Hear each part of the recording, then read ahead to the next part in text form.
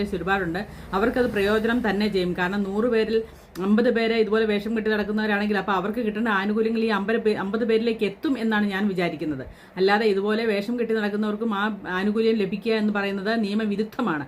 അപ്പോൾ അങ്ങനെയുള്ള നിയമവിരുദ്ധമായ കാര്യം തടയാൻ വേണ്ടിയിട്ട് മാത്രമാണ് ഇങ്ങനെ ഒരു ബില്ല് വന്നത്. അല്ലാതെ യഥാർത്ഥ ട്രാൻസ്ജെൻഡേഴ്സിനെ ഒരിക്കലും മാറ്റി നിർത്താനോ അവർക്ക് ഉണ്ടാവുന്ന ബുദ്ധിമുട്ടുകൾ മനസ്സിലാക്കാതെ ഉള്ളൊരു ബില്ല് അല്ല എന്നാണ് ഞാൻ മനസ്സിലാക്കുന്നത്. അവരെ സഹായിക്കുന്ന രീതിയിലുള്ളൊരു ബില്ലാണ് അതാണെന്നാണ് എനിക്ക് മനസ്സിലാകുന്നത്. അതുകൊണ്ട് ശരിക്കുള്ള ട്രാൻസ്ജെൻഡേഴ്സിനൊന്നും ഇതുകൊണ്ടൊരു ബുദ്ധിമുട്ടും ഉണ്ടാകുമെന്ന് എനിക്ക് തോന്നുന്നില്ല. അല്ലാത്തവർക്കാണ് ഇതുകൊണ്ട് ബുദ്ധിമുട്ടുണ്ടാകുന്നത്. അതുപോലെ പൈസയ്ക്ക് വേണ്ടിയിട്ട് ഇതുപോലെ ട്രെയിനിലും ഒക്കെ ഇതുപോലെ വേഷം കെട്ടി നടക്കുന്നവർക്ക് മാത്രമേ ഇതുകൊണ്ട് ബുദ്ധിമുട്ടുണ്ടാവുകയുള്ളൂ. അല്ലാതെ നമ്മളിപ്പോൾ അത് കാണാറുണ്ട്. എവിടെയൊക്കെ ചെന്നാലും മിക്ക സ്ഥലങ്ങളിലും ഇതുപോലെ ട്രാൻസ്ജെൻഡർ മാന്യമായിട്ട് ജോലി ചെയ്യുന്ന ആൾക്കാരെ നമുക്ക് കാണാൻ സാധിക്കും. അങ്ങനെയുള്ളവർക്കൊന്നും ഇതൊന്നൊരു ബുദ്ധിമുട്ടായിട്ട് വരുമെന്ന് എനിക്ക് തോന്നുന്നില്ല. പക്ഷേ അല്ലാത്തവർക്ക് ഇതൊരു ബുദ്ധിമുട്ടാണ്. അപ്പോൾ എനിക്ക് പറയാനുള്ളത് അത് തന്നെയല്ല. 2000-ൽ ഏതോ ഞാൻ അന്ന് വായിച്ച ഏതോ ഒരു പത്രത്തിൻ്റെ അവസാനത്തെ ലാസ്റ്റ് പേജിലെ ഒരു കോളത്തിലെ ഒരു ന്യൂസ് എൻ്റെ ശ്രദ്ധയിൽപ്പെട്ടു. 2000 അതായത് ഷബ്നം മൗസി, നിങ്ങളൊക്കെ കേട്ടിട്ടുണ്ടോ എന്നറിയില്ല, വെറുതെ ഒന്ന് യൂട്യൂബിൽ സെർച്ച് ചെയ്താൽ മനസ്സിലാവും. ഷബ്നം മൗസി എന്ന് പറയുന്ന ആ ഒരു സ്ത്രീ മധ്യപ്രദേശിലാണ്.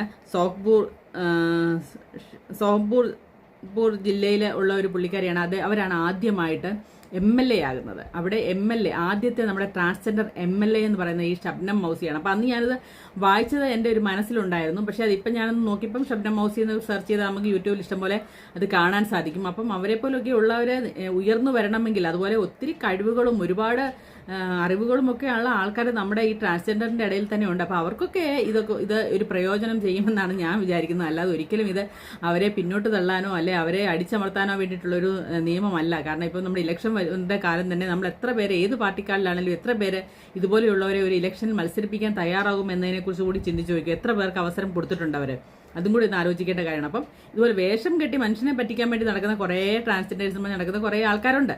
അവർക്കൊരു പക്ഷേ സ്ത്രീ ആവാനായിരിക്കും, ചിലർ അങ്ങനെയാണ്. അപ്പോൾ എനിക്ക് സ്ത്രീ ആവാനായിരുന്നു ഇഷ്ടം, അതുകൊണ്ട് ഞാൻ സ്ത്രീയുടെ വേഷം കെട്ടി നടക്കുന്നു.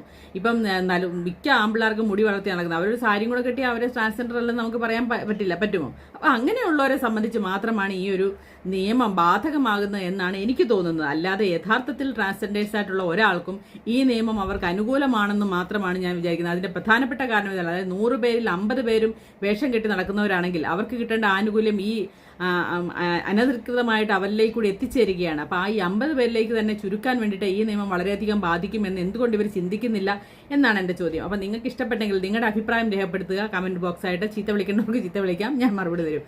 അപ്പം ചിലപ്പോൾ കേട്ടോ. അപ്പം ബാക്കി ഫോളോ ചെയ്യുക, സബ്സ്ക്രൈബ് ലൈക്കൊക്കെ ചെയ്യണമെങ്കിൽ ചെയ്യുക. ബൈ.